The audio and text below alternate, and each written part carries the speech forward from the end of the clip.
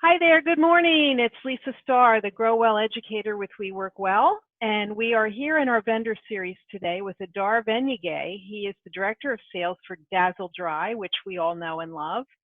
Dazzle Dry, like all companies in this sector, most of their clients are not open, so we wanted to check in with Adar and see how they were doing in this time. Welcome, Adar. Thanks so much for having us, Lisa. Our pleasure. So your clients are there any that are open? I would think not. No, the wholesale sector has obviously been impacted tremendously. They are trying to pivot as much as they can within the constraints of being a non-essential business and not being in contact, etc. But no, the vast majority, especially in the hotel sector, are closed, and those that can pivot into online a little bit, or maybe home delivery of kits and things like that. That's really the extent of business that's going on in the wholesale sector right now. Have you had to furlough or lay off employees? You know what? Thank God, we really are fortunate. We have not furloughed anyone. Everyone is still working. We actually got approved by the FDA as a manufacturer of cosmetic products, and we manufacture everything from scratch here in Arizona.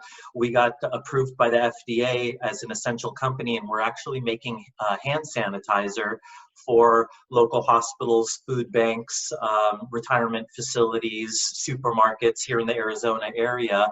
And we'd like to go a little bit more national with the distribution of sanitizer, but there is a shortage of ethanol out there. So that's really been the issue. But the beauty is that due to the fact that we're able to continue manufacturing hand sanitizer, we've been able to keep everyone on board, and we haven't had to furlough anyone, which I'm really, really grateful for. That's amazing.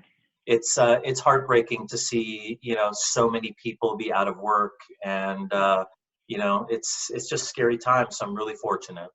Very much so. So that's an amazing thing that you're able to do. How quick was it to sort of retrofit the factory or whatever and get the packaging in, and how did that all work? Yeah, obviously, when you're talking about hand sanitizer, and we're doing it pro bono, so we're donating everything. A lot of companies are selling it. We just, our owner, Dr. Vivian Valenti, she did not feel comfortable selling the product. We're so fortunate that we're able to stay open. We're fortunate that we have a strong online presence that is able to keep flourishing during times like this. So she wanted to donate all of those products, but realistically, the ingredients for hand sanitizer is very basic. Ethanol, isopropyl alcohol, hydrogen peroxide, glycerin. I think, I'm not a chemist, but it was all products that we either had or could easily access in-house. And we were able to just, we have all the necessary drums and manufacturing equipment to do it. So it was really, really easy transition for us. I'm just really, really thankful that we were able to do something like this and keep everyone employed during these tough times. No kidding. So you said you made 100,000 of these? No, not yet. We haven't made that many yet. We literally, first you got to get approved by the FDA. Then you've got to make sure that you have the ingredients. And like I said, the ethanol was a big obstacle. So we had to look to local distilleries, a lot of breweries and distilleries locally that have converted from making beer and liquor to just using their ethanol for hand sanitizer. So and when you ask in regards to packaging, the beauty is it doesn't have to be gorgeous, and it doesn't have to be really, really fancy. We had a lot of bottles in stock.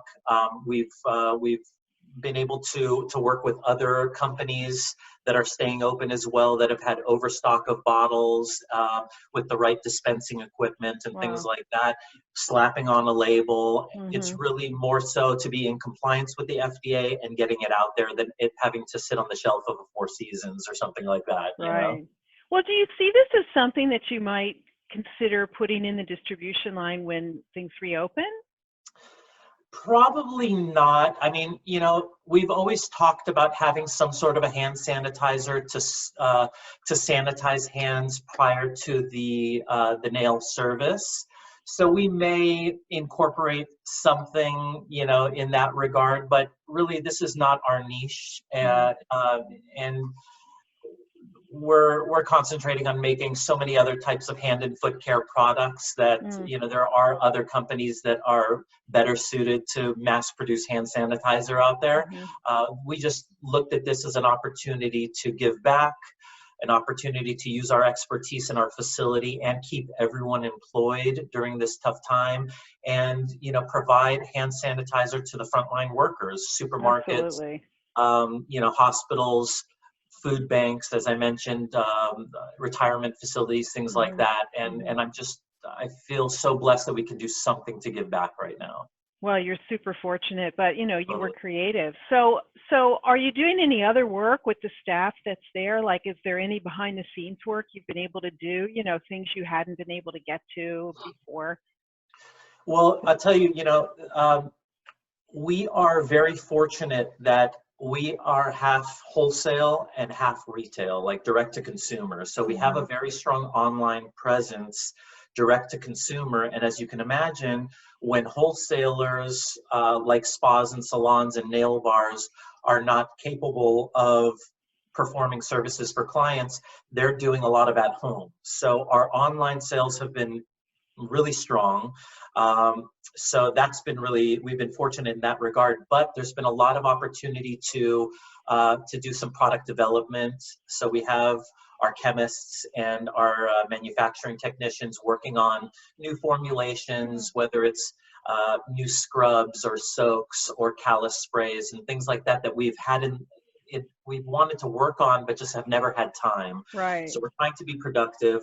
We're also trying to retrofit our facility to be a little bit more conducive, because we are planning for, you know, Q3, Q4, that life is going to go back and things are going to grow again, and we want to be prepared for that growth. We've also been very fortunate that we were approved for the SBA, you know, protection plan, and we got a loan so that we can keep everyone employed, and you know, so we're just trying to do everything in our power to prepare and be optimistic for the future, you know. That's great. Good for you for using the time that way, and then that gives us in the on the retail side something to look forward to in Q3 and Q4. Definitely. When do you see things opening back up? Do you have any sense where you are in the Southwest? You know, like everyone, we're in information overload, right? Obviously, listening to the president speak, and not to get political at all, but listening to the president speak, and Easter will be back open. Obviously, that wasn't realistic. April 30th is another date people are throwing out there. Middle of May is another date that people are throwing out there. I think, and I've been talking to a lot of industry professionals about this, I think the way that spas and salons operate are going to be very different going forward. You know, I just talked to a company that is looking for nail bars to put up these shields where it's just almost like a bank teller, where you stick your hands underneath, you know, through a hole, and they can perform the service, but they're well protected. I think spas and salons are going to need to really start to innovate and adapt accordingly, because if we have another outbreak in October, you know, how are we going to pivot and be ready for that? Are sanitizing stations before you come into a spa going to be necessary? Protection in between, you know, distance between people, you know, those are types of things that we need to think about. And I see spa owners and spa directors that are starting to think with that type of mentality. Those are the ones that are going to do really well. We can't just assume that this is going to go away just like that. And with the CDC talking about a vaccine not being ready till 2021, you know, I think our reality is shifting, and we have to be prepared for that. But I really don't know when this thing is going to open back up. I'm really hoping that as temperatures increase and you know, it gets hot all over the country, we'll see a strong summer for our industry. But then I'm still worried about, you know, flu season coming back in October and what that's going to look like, you know? You're right. It's hard to predict, as you've said. I mean, it changes, you know, not so much hourly anymore, but daily, the Yes. projections and what's happening. And let's face it, none of us have been in this position before. So it's almost lucky in a way that nobody knows more than you do. I mean, we're all in that same vacuum. And Exactly. And I mean, I have to commend, you guys, we work well, Lucy and Monica, going virtually is going to be a big component because gathering of mass people is going to change, doing events may kind of shift in the immediate future. So being able to do this virtually and get people comfortable on Zoom calls and maybe even being able to pitch clients in this manner, it may shift the way we do business in our industry in the interim, so I really commend you guys for being so quick to adapt to this as well. Well, thank you. It's like pivoting, like you said. I mean, we don't see this taking the place of live events, but I think it can supplement a live event for sure. And, we've always had this capability, but we are spa people. We like to touch and be in the same room and, be with humans. But hey, this isn't bad. And, you figure out, okay, it's a good, workable solution. So we'll see how the first one goes. We haven't chosen a date, but it should be in May or June. And, we'll see. I think it's good to have options. What we've heard from all the vendors we've spoken to is that diversity has been helpful, like yourself. Half your business retail, half direct to the spa. So you still have one little stream of revenue coming in. I think Definitely. diversity. I'll tell you, I was so sad not to be with you guys in Dallas. We were and so sad too. I'm praying that September time we can get back together because, like you said, I mean, we are a lovey, touchy, feely community, and nothing can replace being together, Well, hopefully September will be good, and we'll be, even with wearing masks, at least we'll be in the same room, which would be great. I think you're right, and I appreciate your words, especially as regarding services going forward, Adar. I do think things will change, and even if there's not a danger, there's the perception of it. Absolutely. Clients need to overcome. So good advice for people listening. Thanks again for spending time with us this morning, and wish you best of luck and hope to see you in person soon. Thanks so much, Lisa. I appreciate your time. No problem. Thank you.